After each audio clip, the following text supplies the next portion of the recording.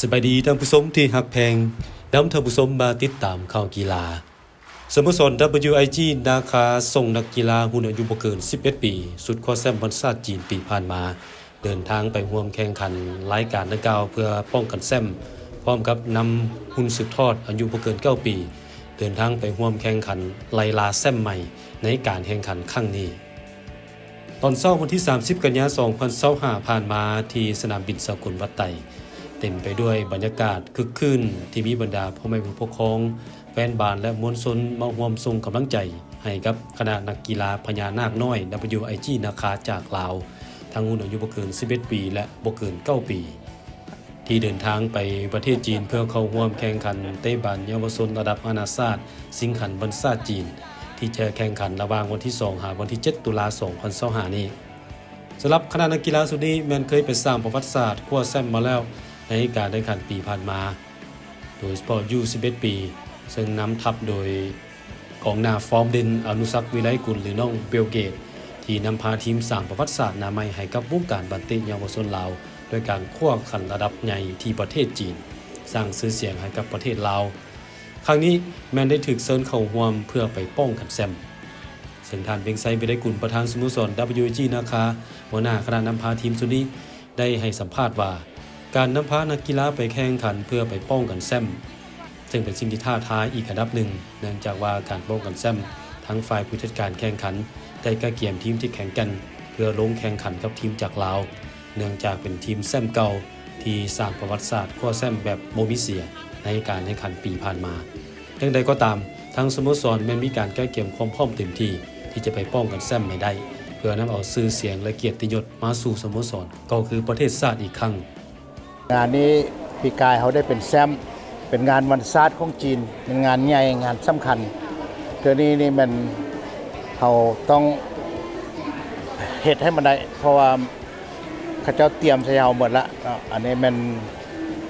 เด็กน้อยเขาก็พอสมควรละเขาก็เตรียมพร้อมมาหลายเดือนละเพื่อจะไปแข่งความคาดหวังเนี่ยคาดหวังสูงหลายเท่านี้แต่ว่ามันก็ยากที่ไปปกป้องแซมป้องกันแซมเนี่ยบ่คือเขาไปเป็นแซมเนาะพอเขาเจ้าเตรียมแซวหมดแล้วเดี๋ยวนี้ล่ะเขาเจ้าก็บอกเขาละสิบ่ให้เขาเอาถ้วยกลับมาเนี่ยแต่ว่าเขาก็สิพยายามน่ะถ้วยก็คือคัดนั่นแหละเนาะมีต่างประเทศมีญี่ปุ่นมีเกาหลีแล้วก็ไต้หวันฮ่องกงเข้าคัดได้ปีนี้เขาคัดเอาแต่ทีมดีๆมาหมดทีมบ่ควอลิฟายเขาบ่ให้เข้าดังนั้นทางงานนี้มันปีกายนี่มัน32ทีมปีนี้เหลือแต่28ทีมแต่ว่ารุ่นอยู่เก่ามัน32ทีมมีความพร้อม100% แล้วเนาะทั้ง2รุ่นบ่จะเป็นเฮาไปเทื่อนี้เป็นเฮาไป2รุ่นเนาะเฮาไป U9 แต่สำคัญคือ U11 เนาะเพราะ U11 นี่ไปป้องกันแชมป์เนาะคือข้าพเจ้าคิดว่าการเป็นแชมป์นี่มันยากแล้วเนาะแต่การไปป้องกันแชมป์นี่ยากกว่าเนาะถึงเฮาสิมีปัญหาอุปสรรคอย่างใดก็อย่าเนาะข้าพเจ้าต้องสู้ให้น้องๆนี่สู้เอาแชมป์กลับมาฝากประเทศลาวให้ได้แต่ก็เชื่อมั่นทุกๆคนเชื่อมั่นทีมงานสตาฟโค้ชเนาะถึงว่าเฮาไปครั้งนี้เฮาจะเจออุปสรรคแนวใดก็อย่างนอกจากส่งทีม U11 ปีไปป้องกันแชมป์แล้วยังมีรุ่นอายุ9ปีรุ่นสืบทอดก็เป็นอีกหนึ่งทีมที่น่าติดตามเนื่องจากว่าได้รับเชิญเข้าร่วมในนามที่เป็นแชมป์รายการเยาวชนอยู่ประเทศไทยจึงถูกเชิญเข้าร่วมเป็นปีนิมิตเพื่อไล่ล่าขันแชมป์ใหม่การเตรียมพร้อมของเฮาก็ถือว่าตอนนี้เฮาพร้อม 100% เนาะมันก็เป็นงานยากที่ว่าทัพนักกีฬาเฮารุ่นนี้ก็คือว่าออกนอกไปแข่งขันอยู่ประเทศจีนเป็นครั้งแรกเนาะมันก็สิเป็นการตื่นเต้นของเด็กน้อยนิดนึงแต่ว่าเฮาก็เชื่อว่าเด็กน้อยชุดนี้เนาะก็มีหวังที่ว่าไปคว้าแชมป์คือกันเจ้าพอก็เตรียมพร้อมมาดีเนาะแล้วกับการฝึกซ้อมก็ระยะเก็บตัวมาก็คือระยะดนพอสมควรแล้วก็เด็กน้อยนี่ก็ถือว่าอยู่นำกันมาหลายปีตั้งเป้าว่าอย่างหน่อยเนาะต้องมีติด1 ใน 3เนาะรู้สึกดีใจหลายที่ได้ไปประเทศจีนครั้งแรกพร้อมสู้แล้วก็พร้อมเอาแชมป์ให้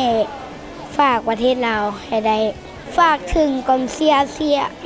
นี่เด้อเชียร์แชมป์ไปฝากใช่สำหรับแฟนบอลชาวลาวเป็นสามารถติดตามการแข่งขันและร่วมส่งกำลังใจให้นักกีฬาทั้ง2รุ่นอายุที่เดินทางเข้าร่วมแข่งขันป้องกันแชมป์รายการเยาวชนระดับนานาชาติสิงขันวันชาติจีนในครั้งนี้แข่งขันระหว่างวันที่2 ถึงวันที่7 ตุลาคม 2025ท่านผู้ชมสามารถติดตามรับชมการถ่ายทอดสด ผ่านทาง Facebook ของสโมสร WIG นาคาทุกๆนัดที่ทำการแข่งขัน